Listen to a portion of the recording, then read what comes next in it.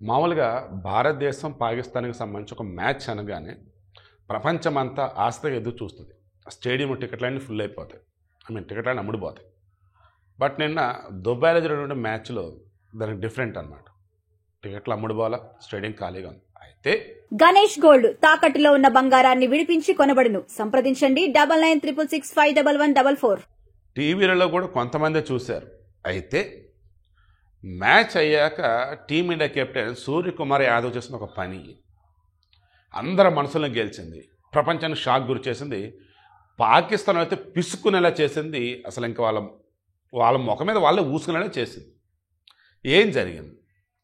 తాను పెహల్గాం ఘటనలో బాధితులు ఎవరైతే ఉన్నారో వారికి అండగా ఉంటామని చెబుతూ పెహల్గాం ఘటన తర్వాత ఆపరేషన్ సింధూర్కు సంబంధించి పాల్గొన్నటువంటి సైనికులు ఎవరైతే ఉన్నారో వారికి సెల్యూట్ చేస్తూ ఈరోజు మేము ఒక ఆటలో భాగంగా ఆడటం జరిగింది తప్ప పాకిస్తాన్కి సంబంధించి వారు చేసిన పనికిమాలిన పనులకు సంబంధించి కలలో కూడా వారి దరిదాపులు మేము పోవని చెప్పేస్తూ ఓ మాట అన్నాడు.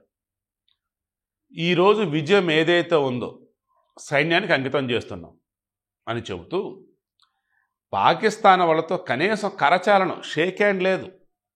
జనరల్గా మ్యాచ్ అయ్యాక షేక్ హ్యాండ్లు ఇచ్చుకుంటారు. సరే, షేక్ హ్యాండ్లు ఇవ్వలేదు కదా, డ్రెస్సింగ్ రూమ్కి వెళ్ళేసి మరలా రిటర్న్ వస్తారులే అనుకున్నారు. డ్రెస్సింగ్ రూమ్కి వెళ్ళారు, తలుపులు వేసేసారు. ఇంక బయటికి రాలా. అతను కెప్టెన్ వచ్చాడు, సూర్యకుమార్ యాదవ్ వచ్చి అండ్ పాకిస్తాన్ కెప్టెన్ కూడా రావాలి. పాకిస్తాన్ కెప్టెన్ రాలా. పాకిస్తాన్ కెప్టెన్ అసలు ఇంకా మీడియా కూడా ఫేస్ చేయలేకపోయాడు. సూర్యకుమార్ యాదవ్ బ్రహ్మాండంగా మాట్లాడాడు. ఈ ఒక్క పనండి ప్రపంచం మొత్తాన్ని షాక్ గురి చేసింది. ఏంటి భారతీయులు ఏదన్నా అనుకుంటే ఇంత గట్టిగా అనుకుంటారా?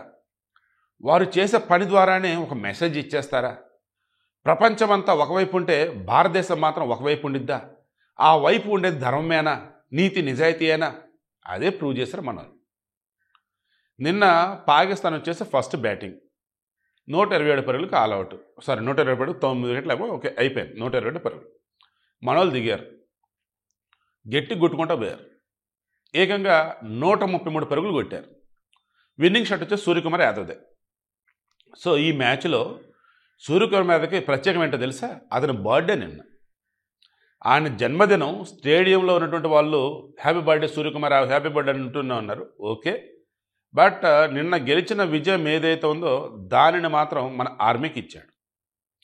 నిన్న దానిలో ఒక ప్రత్యేకత ఉంది. నిన్న హార్దిక్ పాండ్యా తన ఫస్ట్ బాల్కే పాకిస్తాన్ని ఒక వికెట్ తీసేశాడు. మ్యాచ్ స్టార్ట్ అవ్వగానే ఫస్ట్ బాల్కే వికెట్ అంటే నాట్ ఏ జోక్.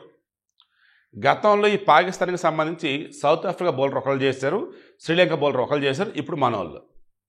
భారతదేశం నుంచి ఫస్ట్ బౌలర్ ఇలా.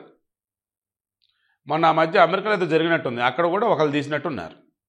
సో నిన్నటి మ్యాచ్లో నిజంగా చెప్పుకోదగ్గవి ఉన్నాయంటే ఫస్ట్ బాల్కే ఫస్ట్ వికెట్ హార్దిక్ పాండ్యా. ఓవరాల్గా అన్నప్పుడు సూర్యకుమార్ యాదవ్ కెప్టెన్ ఇన్నింగ్స్ ఆడాడు. అండ్ అతనికి ఒక డ్రీమ్ ఉండే, వన్స్ గ్రౌండ్లో దిగాక ఆట మొదలెట్టాక చివరి వరకు ఆడుతూనే ఉండాలి, అంటే గెలిచేంత వరకు అని. అది ఒక డ్రీమ్ అంట. అది నిన్న ఫుల్ఫిల్ అయిపోయింది. తన బర్త్డే డ్రీమ్ ఫుల్ఫిల్ చేసుకున్నాడు, విక్టరీ కొట్టాడు. అండ్ పాకిస్తాన్ని కర్రు కాల్చి వాత పెట్టినట్టు చేశాడు. కనీసం వాళ్ళకి షేక్ హ్యాండ్ ఇవ్వాల. క్షమించాలి, సడన్గా కరెంటు పోయింది, సో వాళ్ళకి షేక్ హ్యాండ్ ఇచ్చింది లేదు. అండ్ మ్యాచ్ గెలిచిన తర్వాత మన వాళ్ళు మాట్లాడిన మాటలు ఏవైతున్నాయి అవి చూసి ప్రపంచం అంతా కూడా ఆశ్చర్యపోతున్నారు. అసలు కొందరు షాక్ గురవుతున్నారు, బట్ మన వాళ్ళు మాత్రం ఆశ్చర్యపోతున్నారు. ఏ రకంగా వద్దు అన్న మ్యాచ్ ఆడారు, చివరికి ఆ గెలుపు రుచిని అంత ఆస్వాదించేలా చేశారు అని. ఇప్పుడు పాకిస్తాన్ నుండి ముస్లింలు ఎవరైతే ఉన్నారో, పాకిస్తాన్ ప్రజలు ఎవరైతే వాళ్ళు ఏమన్నారు తెలుసా? ఒరే బాబు, మీకు పుణ్యం ఉండిదిరా, ఇండియాకి ఆడకండ్రా అంటున్నారు. ఇండియాని అడుగుతున్నారు, బాబు మీరెటు మాకు నీళ్ళు లేపారు కదా, మాతో ఆట ఆడతాం కూడా వదిలేయండి, మాతో ఆడాల్సి వచ్చినప్పుడు మా ముఖాన్ని వదిలేసేయండి, మాకు పాయింట్లు వస్తాయి, మేము గెలుస్తాం అని చెప్పేసి అంటున్నారు. అంటే బాబు అని అడుక్కుంటున్నారు వాళ్ళు. సరే, ఇంతకు మించి ఇక లాగవద్దు, వీడియో క్లోజ్ చేస్తున్నా. నిన్న ఒకే ఒక్క మ్యాచ్లో ఒకే ఒక్క పనితో అందరి మనసులను గెలిచాడు సూర్యకుమార్ యాదవ్. టీమిండియా క్రికెటర్లు అందరూ కూడా ఈవెన్ భారతదేశానికి సంబంధించి జనాల తరఫున కూడా ఈ ప్రపంచానికి మెసేజ్ ఇచ్చారు.